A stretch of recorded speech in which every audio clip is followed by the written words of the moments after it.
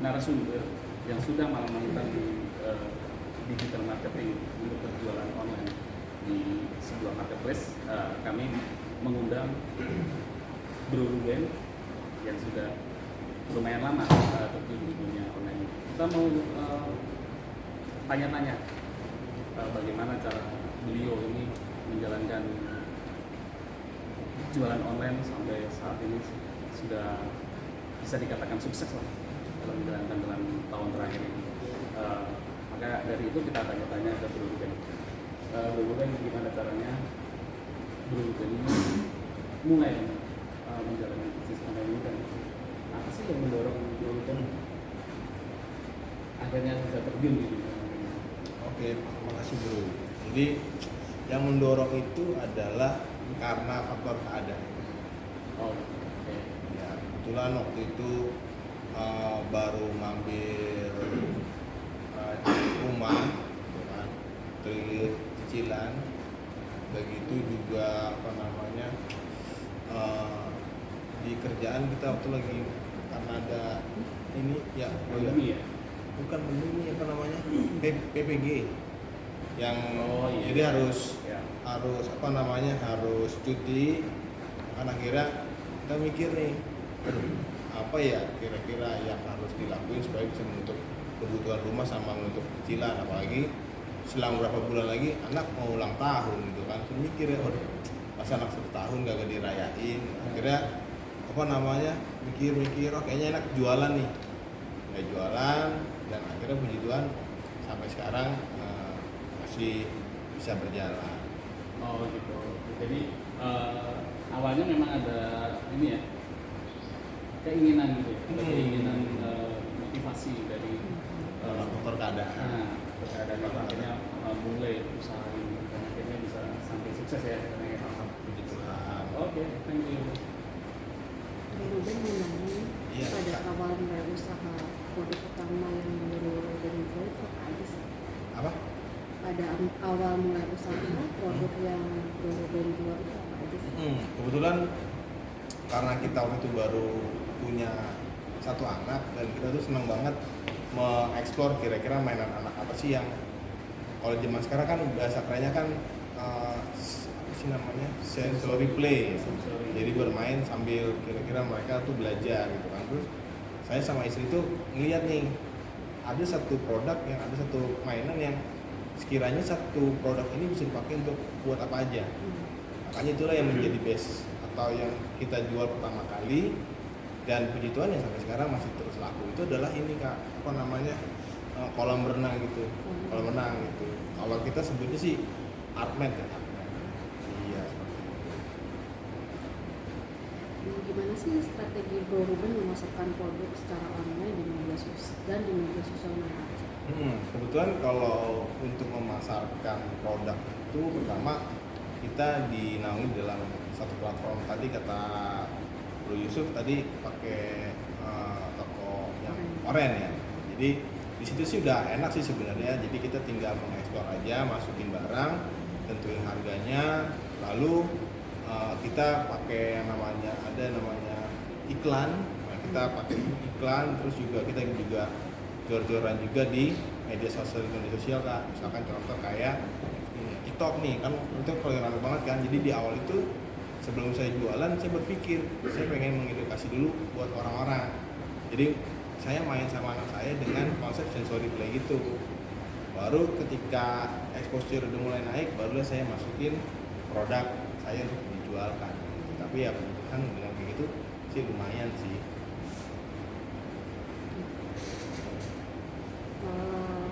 Saya mau tanya nih Bro, Iya, Kak. Gimana Bro? Yes. gimana sih kalau Bro Ruben mengukur tingkat keberhasilan bisnis online-nya? Apa ada standar khususnya gitu? Oke, kalau untuk mengukur itunya sih sebenarnya di platform itu sih kita bisa ngelihat grafiknya. Misalkan contoh per hari ini berapa sih penjualannya, dan bahkan di jam-jam berapa aja barang-barang itu terjual. Lalu juga kita lihat dari tarik garis juga, misalkan per minggu, terus per bulan, bahkan 1 tahun gitu. Jadi ketika kita lihat biasanya, misal contoh nih, biasanya kita kejual tuh per hari itu 30 gitu kan. Nah itu yang menjadi patokan kita. Kayaknya ketika dihitung-hitung dengan operasional yang keluar per bulan, kayaknya kita lihat, oh kayaknya per hari itu harus minimal tadi 30 gitu kan. Dan dirasa misalkan kurang dari situ, yaitu yang kita harus putar otak lagi, kira-kira gimana supaya bisa mencapai 30 di hari itu. Jadi untuk menilai standarnya sih, ya tadi kira-kira kita lihat dulu biasanya yang paling ramai itu berapa, terus kita ukur operasional kita per bulan itu berapa, baru kita rata-ratain, baru kita lihat, oh kayaknya itu yang harus dicapai. Jadi sekarang boleh dong di skill di toko orangnya itu namanya apa? Namanya itu adalah yang tahu. Net Label Kits. Net label kit, atau Label net kit. label kit, yang lupa Iya. nanti kunjungi tokonya, order produknya. Oke. Nah, gue mau nanya lagi nih. Tentunya kan kalau kita berjualan online atau memasarkan produk online itu kan tentu banyak tantangannya ya. Nah, tantangannya itu apa aja sih? Terus gimana sih caranya ngatasin tantangannya? Ya, yang pasti tantangannya adalah produknya itu kita harus bervariasi. Apalagi kan kalau kita tulis atau kita cari di di platform itu kan, tempat jualan itu, misalkan contoh Artmap itu kan nggak cuma kita doang yang jual kan, banyak yang lain gitu kan. Nah dari banyaknya yang jual itu kita cari kira-kira apa yang menjadi ciri khas kita gitu kan. Makanya ketika kemarin itu mikir sama istri, apa ya, pertama ya pasti packagingnya juga harus yang bagus, harus yang premium. Ketika apalagi kan yang ini kan yang kita tuju kan pasarnya kan, marketnya kan ibu-ibu. Nah ketika ibu-ibu dia mendapatkan packaging yang terlihat bagus kan pasti akan seneng kan.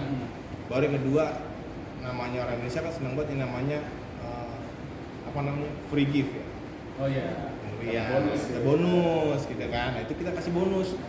Misalkan contoh yang pertama, dia dapat tas, supaya ketika dia selesai bermain sama artnya, dia tinggal naruh di tas dulu. Terus yang kedua adalah bonus permainannya. Nah, itu kita kasih opsional buat yang beli.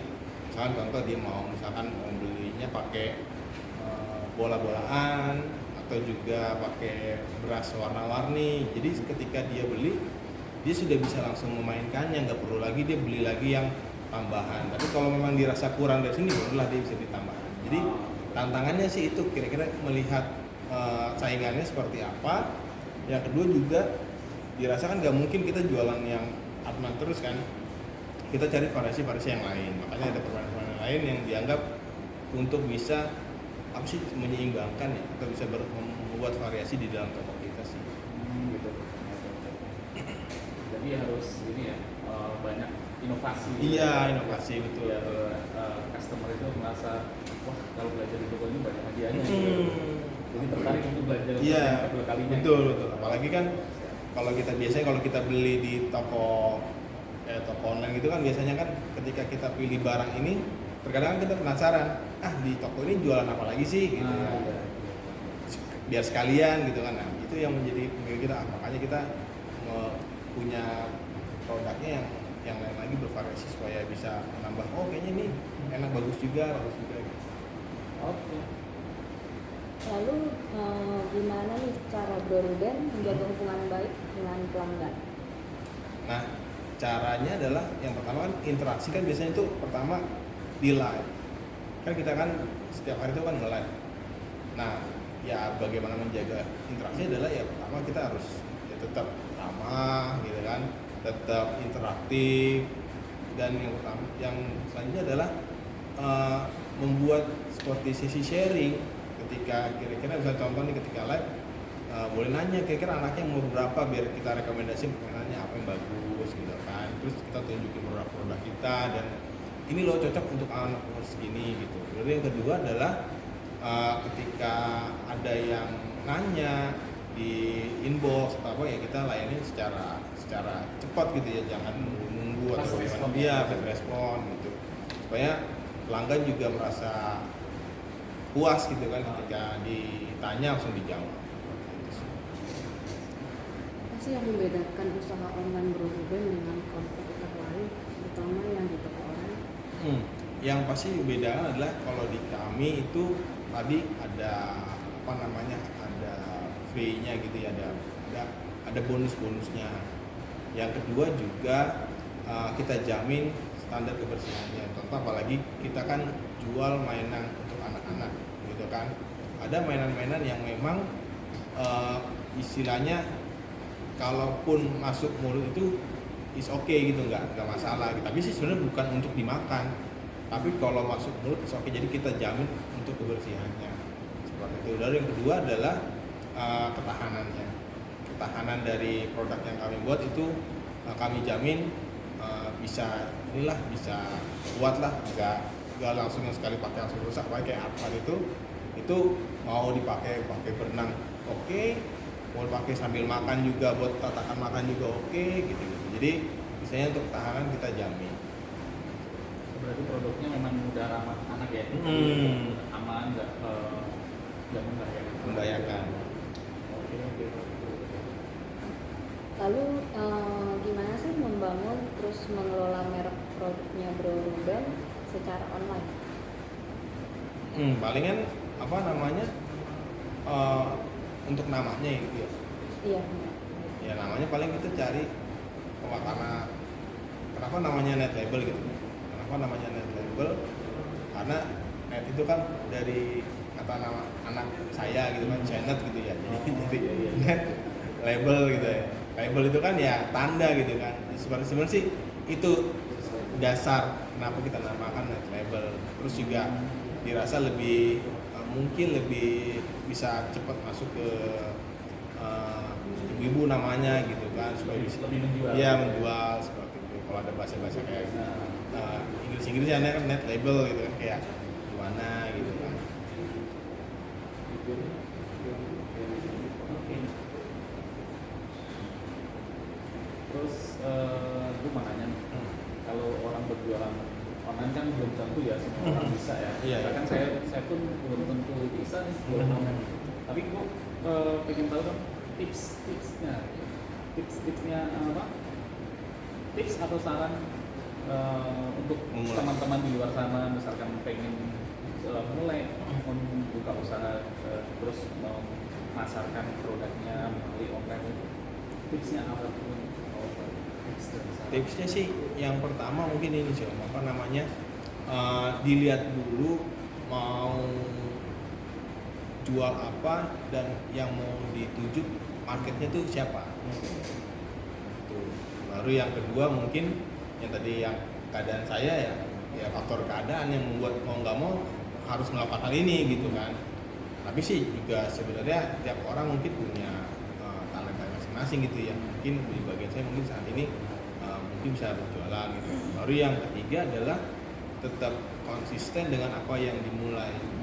Jadi jangan sampai ini yang baru nih kerjain, nanti ada yang baru lagi yang baru, yang tadi dilupain gitu. Jadi tetap konsisten dan disiplin. Karena saya percaya yang namanya proses itu tidak akan mengkhianati hasil gitu. Jadi istilahnya ketika kita terus konsisten di dalam apa yang kita kerjakan sekarang, pasti istilahnya ya mungkin setahun 2 tahun pasti akan berbuah manis. Oke. Yang terakhir nih, kita mau nanya, Bro ini kan udah berapa tahun ya untuk menjalankan usaha online ini. Terus pandangan Bro ya ke depannya di dunia digital marketing ini, apakah akan terus bertahan sampai beberapa tahun ke depan, ataukah ada mungkin nanti akan tergeser oleh teknologi lain, ataukah nanti asal dari segi penghasilannya gimana ke depannya, apakah bisa untuk menjadi apa ya istilahnya modal hidup lah gitu untuk ke depannya. Ya, mungkin ya namanya itulah makanya kenapa pada dasarnya manusia itu kan nggak pernah puas. Iya, makanya apalagi di dalam dunia jualan seperti ini ya pasti kan kita harus, meskipun sekarang ya dikatakan udah lumayan puji Tuhan itu, tapi setidaknya terus kita belajar dengan adanya apa namanya teknologi yang terupdate, kita tetap belajar dan kira-kira supaya produk yang kita jual ini bisa masuk ke situ. Baru yang kedua adalah sebenarnya ini tuh belum final. Jadi ini tuh masih istilahnya masih 40% lah dari apa yang mau kita targetkan. Karena nanti kedepannya ada lagi yang mau kita bangun yang setidaknya bisa ya cukup inilah. Jadi istilahnya jangan sampai cepat puas, terus juga jangan sampai stop dengan teknologi yang terbaru gitu. Terus kita belajar, terus kita update pengetahuan kita. Oh gitu. Jadi tetap apa ya, mengikuti perkembangan Benar. zaman ya, teknologi baru Iya. gitu di dunia digital marketing, misalkan ada Kayak awalnya kan kita kan cuma di toko oren kan. Terus kemarin sempat booming di TikTok gitu kan. Akhirnya TikTok. kita masuk TikTok gitu. Jadi yang kita ngeliat air waktu zaman yang lagi rame itu apa, jadi kita juga masuk ke situ. Jadi sekarang sudah lumayan dari TikTok ada, di situ ada gitu kan, jadi kita udah cukup banyak, di Lazada juga ada, di Tokopedia gitu. Oke, ini terakhir banget nih. Tadi kan udah terakhir, Terakhir banget. Terakhir banget nih. Ini paling sensitif Terakhir banget, Ya, iya. tapi ini yang paling ditunggu-tunggu sama Krilian nih. Oh, iya. Kira-kira nih omset. Oh, bisa bicara duit gitu. Kalau bicara omset, kira-kira Blue Ruben ini kan udah kurang lebih 2 tahun ya. Kita ambil 1 tahun lah. Omset Blue Ruben ini selama 1 tahun itu kira-kira itu berapa? Omset itu masih Bisa penjualan. penjualan selama setahun.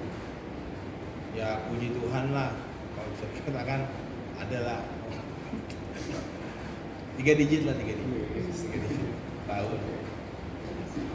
Oke, jadi sekian interview kita dengan Bro Ruben. Thank you Bro Ruben. Oke, terima kasih bro, sis. Buat kita gitu kan.